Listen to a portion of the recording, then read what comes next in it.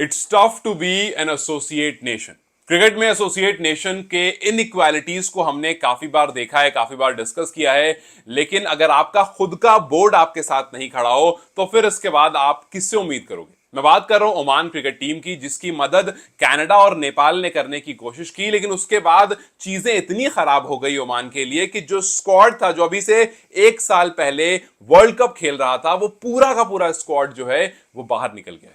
अब आप अगर सोच रहे हो कि मैं किस मुद्दे पर बात कर रहा हूं, तो आपको पूरी डिटेल में समझाता हूं कि किस तरह से ओमान को इस बारे में खबर भी नहीं थी और किस तरह से नेपाल और कनाडा के आने पर उनको पता चला कि अच्छा ऐसा भी है, इतना बड़ा धोखा हो रहा है उनके साथ। और इवेंचुअली जब उन्होंने उस पर आवाज रेज की तो पूरे के पूरे स्क्वाड को बाहर निकाल दिया गया। मैं बात कर रहा हूं ओमान टीम, जो कि अभी से एक साल पहले ऑस्ट्रेलिया, इंग्लैंड जैसी बड़ी बड़ी टीमों के सामने T20 वर्ल्ड कप खेल रही थी, सपने वाले दिन जी रही थी, जहां पर क्योंकि जितने एसोसिएट नेशन है उनका एक ही ख्वाब रहता है कि यार वर्ल्ड कप के लिए क्वालिफाई करो, टेस्ट नेशंस के सामने खेलो, उनको टफ क्रिकेट दिखाओ, उनको बीट करो और वहां पर अपना नाम रोशन करो। हालांकि ओमान अपनी क्रिकेट के लिए बहुत ज्यादा नहीं जानी गई उस पर्टिकुलर टूर्नामेंट में, T20 वर्ल्ड कप में ऐसा नहीं हुआ कि उसने ऑस्ट्रेलिया या फिर इंग्लैंड को बहुत टफ टाइम दिया, बट यस एक स्टेप फॉरवर्ड जरूर था। लेकिन उसके बाद जब उनको यह पता चला कि उस T20 वर्ल्ड कप खेलने के लिए आईसीसी ने ओमान को $225,000 दिए, जिसमें से एक भी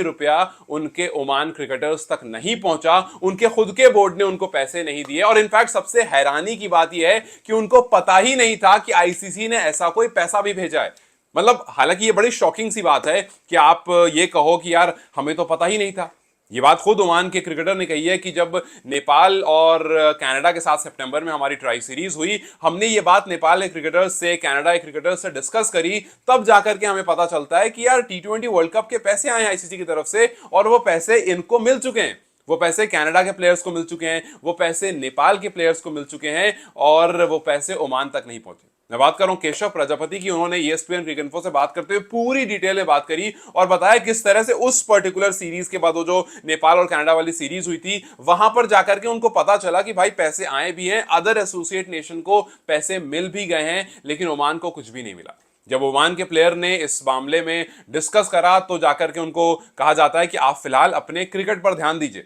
हम इस पर ध्यान देंगे, हम इस पर जरा देखते हैं कहां पर मामला फंसा है, आप क्रिकेट पर ध्यान दीजिए और उसके बाद हम इस मुद्दे पर दोबारा लौट कर आएंगे।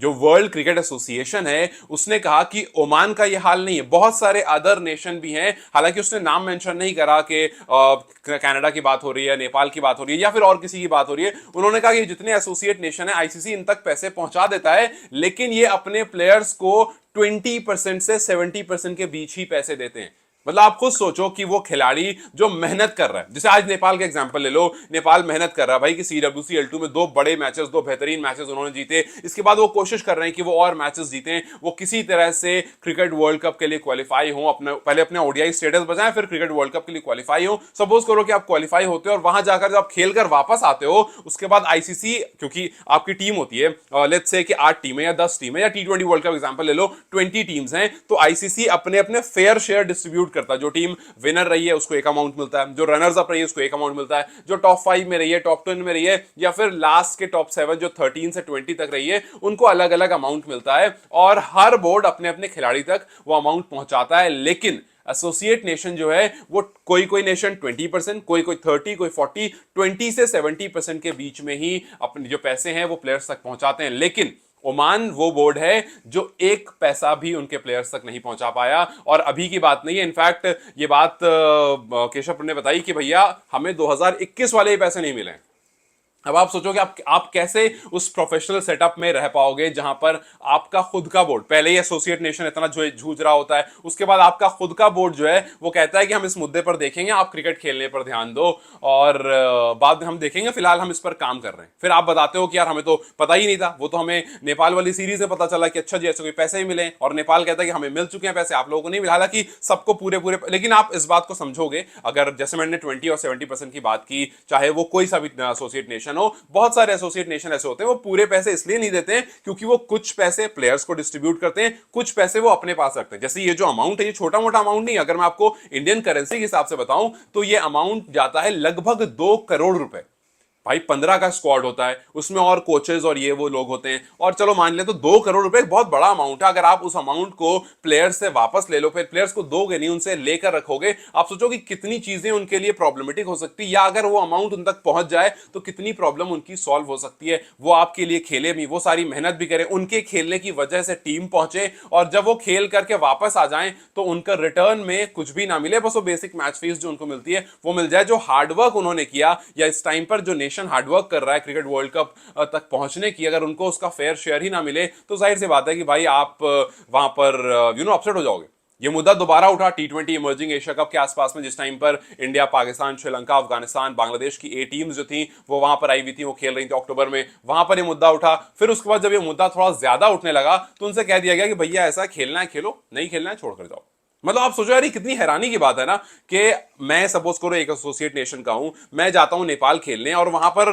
मुझसे नेपाल के प्लेयर्स कह रहे हैं कि यार हमें तो पैसे मिल गए, मतलब ठीक है जितने भी मिले, कम ज्यादा जितने मिले, बट हमें हमारा फेयर शेयर मिल गया, और जो बचा हुआ अमाउंट है वो बोर्ड अपने आप को डेवलप करने में लगाएगा। बिकॉज जाहिर सी बात है कुछ पैसे बोर्ड भी अपने पास रखेगा, बट आपको ये सुनकर कम से कम होगा कि चलो उनको पैसे मिले, तो हम तक तो पैसे ही नहीं पहुंचे, और उसके बाद आप किस मोटिवेशन से खेलोगे। आज सोचो कि ऑलमोस्ट जो स्क्वाड था, जो T20 वर्ल्ड कप खेल रहा था, बहुत सारे लोग, ऑलमोस्ट पूरा का पूरा स्क्वाड जो है वो बाहर निकल चुका है, और उसमें शायद ही कुछ प्लेयर आपको दिखेंगे। केशव प्रजापति जो हैं उन्होंने कहा कि यार हमने काफी इंतजार करा, काफी कोशिश करी मीडिया के अटेंशन लेने की, मीडिया की अटेंशन मिली भी, और फिर जब मामला थोड़ा बड़ा हो गया तो हमसे कह दिया गया कि भैया ऐसा है, आप बोरिया बिस्तर बांधो, पैकिंग करो और निकल जाओ, वरना फिलहाल तो ऐसा कुछ नहीं हो रहा है। मैंने सोचा कि यार इस बारे में बात करना जरूरी है, क्योंकि अगर थोड़ा भी कहीं से इस वीडियो को वहां तक पहुंचे जहां फेयर इंसान तक पहुंचे, यूं कहूं कि किसी भी ऐसे इंसान तक जो कुछ पॉजिटिव कर सकता है, इस बारे में एटलीस्ट बात कर सकता है। मैं बहुत बड़ी बात नहीं कह रहा हूं, बट कुछ उस तक भी जो मुझे देखकर हो सकता है 2-4 वीडियोस और बनाए, कहीं से और कोई वीडियो बनाए, जब मल्टीपल लोग इस बारे में बात करें तो क्या पता थोड़ा सा कुछ पॉजिटिव हो और इवेंचुअली जाकर के ओमान क्रिकेट के लिए कोई फायदा बन सके। हालांकि इसका एक दूसरा साइड भी है जिस पर लोग डिस्कस कर रहे हैं। कुछ लोगों ने कहा कि यार अच्छा है, अब आप सोच रहे हो यार अच्छा कैसे है। लोगों का एंगल ये है कि भाई ओमान वो साइड है जो इंडिया पाकिस्तान को मिक्स करके अपना स्क्वाड तैयार कर लेता है, और वो होम ग्रोन नेशन जो अपने प्लेयर्स को धीरे धीरे धीरे धीरे बना रहे होते हैं, डेवलप कर रहे होते हैं, वो उनके सामने जब आते हैं तो ओमान टफ टीम लगने लगती है और ओमान जो है उनको डिफीट कर देती है। ये बहुत सिंपल सा एग्जांपल है कि लेट्स से आप नेपाल की बात करो, नेपाल एक होम ग्रोन नेशन है, वो अपने प्लेयर्स को धीरे धीरे ग्रो करता है, जिसमें टाइम लगता है। अगर आप होम ग्रोन नेशन हो तो ग्रो होने में टाइम लगेगा, और धीरे धीरे धीरे, जैसे अफगानिस्तान का देखो, आपको अफगानिस्तान के सारे प्लेयर्स जो अफगानिस्तान के ही दिखेंगे, तो जो होम ग्रोन टीम होती है उनको ग्रो होने में टाइम लगता है, और फिर धीरे धीरे करके वो जब तक वहां पर पहुंचते हैं। और एक दूसरा नेशन है, उसने क्या करा, एक 11 लोगों की या 15 लोगों की टीम बनाई, कुछ उसने इंडिया से ले लिया, कुछ उसने पाकिस्तान से लिया। वो प्लेयर्स जो इंडिया और पाकिस्तान के लिए नहीं रिप्रेजेंट कर पाए, डोमेस्टिक में स्ट्रगल करते रह गए, वो जाकर के ओमान को रिप्रेजेंट करते हैं, वहां से उनको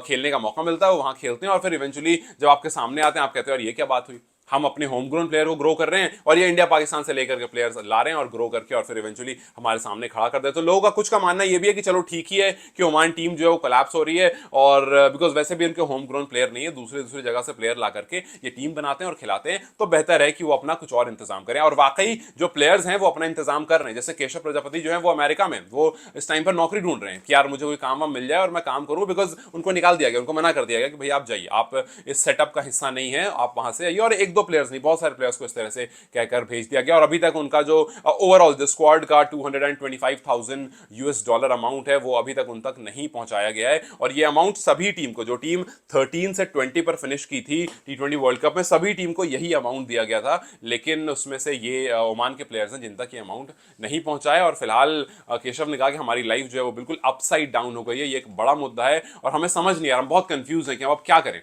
हमारी टीम में जगह नहीं, हमारा स्पॉट हमसे छिन गया है, हमारे कॉन्ट्रैक्ट को फाड़कर फेंक दिया गया है, और हमें कंट्री लीव करने के लिए फोर्स किया गया है कि भैया आप देश छोड़ के जाओ, आपका कॉन्ट्रैक्ट खत्म हुआ, आपका हमसे कोई लेना देना नहीं है, अब आप यहां से निकलो। और उन्होंने ये भी कहा कि मैं काफी कंफ्यूज हूं कि आईसीसी इसमें इंटरवीन क्यों नहीं कर रहा है। देखिए आईसीसी का सिंपल फंडा है, वो 21 डेज का टाइम फ्रेम देता है कि भैया 21 दिन में जो बोर्ड है वो प्लेयर्स को पैसे दे दे। अब वो उसने नहीं दिए पैसे, इसमें आईसीसी का इंटरवेंशन होना चाहिए, क्योंकि आईसीसी ने पैसे देते और आईसीसी ने अपना काम तो कर दिया, लेकिन अगर बोर्ड अपना काम नहीं कर रहा है। अब प्रॉब्लम एक ये भी है कि आईसीसी अगर बोर्ड को बैन कर दे कि भैया आपका दरवाजा बंद, अब आप बैन हो गए हो, अब आप जाओ छुट्टी करो, तो यस बोर्ड का नुकसान जरूर होगा, लेकिन वो प्लेयर्स जिनके लिए एक्शन लिया जाएगा उनका उससे बड़ा नुकसान हो जाएगा। सो यहां पर बोर्ड को बैन करना is not the right choice, लेकिन ये जरूर है कि यहां पर ये समझना पड़ेगा कि किस तरह से क्या ऐसा किया जाए जिससे प्लेयर्स तक पैसे पहुंच जाए और बोर्ड इस तरह की जो चोरी कर रहा है वो चोरी ना करे। और अदर नेशन भी 20-30% जो अपने प्लेयर्स को दे रहा है, क्या मतलब बंदा 20-30% का, मतलब जाहिर सी बात है यार, आप एटलीस्ट 70-60-70% दो, सो दैट कुछ अमाउंट आप रखो जिन्होंने खेला, जो इससे मोटिवेट हुए हैं, वो भाई इवेंचुअली आपकी क्रिकेट तब ग्रो होगी जब आपके प्लेयर्स खुश होंगे, जब प्लेयर्स अच्छे माइंडसेट में होंगे, तब वो टीम ग्रो होगी। वरना आप प्लेयर से पैसे ले लेकर रखोगे तो मजबूरी में थोड़ी खेलेंगे। काम करने को दुनिया में हजार चीजें, कहीं और जाकर के किसी और तरह का वो काम कर सकते हैं, अपना पेट पाल सकते हैं। अगर आप उनसे मेहनत करवाओगे और इवेंचुअली उनको जो पैसा मिलना चाहिए वो भी पैसा नहीं दोगे, तो ये एक बड़ा मामला, ये बड़ा कंसर्न रेस करता है और इस पर आईसीसी को आवाज उठाना, इस पर आईसीसी को एक्शन लेना चाहिए। ICC is the head of the body, so इस पर आईसीसी को एक्शन लेना चाहिए, सो दैट आज ओमान है, कल और भी नेशंस हो सकते हैं। अब जैसे गल्फ स्टेट जो बहुत सारे हैं वो एम्प्लॉयमेंट, अपना जो वीजा होता है उस पर टाइड होते हैं, जो बहुत सारे प्लेयर्स होते हैं वो एम्प्लॉयमेंट वीजा पर टाइड होते हैं, और जैसे ही वो खत्म हो वैसे निकल गए। अब बहुत सारे प्लेयर जिनका वीजा जो रिवोक हो गया, अब वीजा रिवोक हो गया तो उनको कह दिया गया भैया आप तो अब जाइए दूसरे देश जाइए, अब आपकी छुट्टी हो गई, या कुछ को कहा गया आप दूसरी नौकरी ढूंढिए। सो ये इस मोमेंट पर बीच में आकर के ऐसा होना ये एक अच्छा ऑप्शन नहीं है। और बहुत सारे प्लेयर ने जो आवाज उठा रहे, जैसे फयाज भट्ट ने भी कहा कि हमारे लिए एक मैसिव लॉस है, ये मेरा करियर खत्म हो गया, मेरी जो प्रोफेशनल करियर है खत्म हो गया, अचानक से इस तरह की चीज सामने आई तो हम क्या करेंगे। तो यस, ये एक बड़ा मुद्दा, और ये एक ऐसा नया प्लेयर नहीं, सोचो इस फयाज भट्ट ने 30 ओडीआई 47 टी20 ओमान के लिए खेला, मतलब एक अच्छा खेला खिलाया, अच्छा जाना माना चेहरा है, बट उसके बावजूद उसको इस तरह की बातें करनी पड़ रही है और प्लेयर्स को ओमान छोड़कर जाना पड़ रहा है, कहीं और जाकर कुछ और काम करने के लिए सिचुएशन आ गई है, उनका करियर जो है वो पूरी तरह से खत्म हो गया। सो हम उम्मीद करेंगे कि यार आईसीसी इसमें इंटरवीन करे और इस पूरे मामले को जस्टिस पर लेकर आए, और ऐसा ना हो कि प्लेयर्स को दूसरे नेशन से पता चल रहा है कि भैया नेपाल के अगेंस्ट खेलने गए, कनाडा जब खेलने गए तब पता चल रहा है कि अच्छा जी पैसे मिल रहे हैं और आप लोगों को पैसे मिल भी गए, हमें तो पता ही नहीं था कि इतने इतने पैसे भी आए। सो ये एक बड़ा कंसर्निंग इशू है, हालांकि सुनकर बड़ा अजीब लगता है कि यार हमें पता होती है ये बात कि इतने इतने पैसे मिलने वाले हैं, इतने इतने पैसे मिले हैं, क्या उनको कैसे नहीं पता, और अगर पता इतनी लेट चला तो ये थोड़ी उनकी भी गलती है, लेकिन बड़ी गलती जो है वो बोर्ड की है। खैर लेट्स होप कि ये चीजें जो है वो रिजॉल्व हों और एसोसिएट नेशन में आईसीसी थोड़ा सा और फोकस करे। खैर how do you see this entire situation, जो कमेंट सेक्शन में जरूर बताएं। Till then you guys take care, I will see you very soon.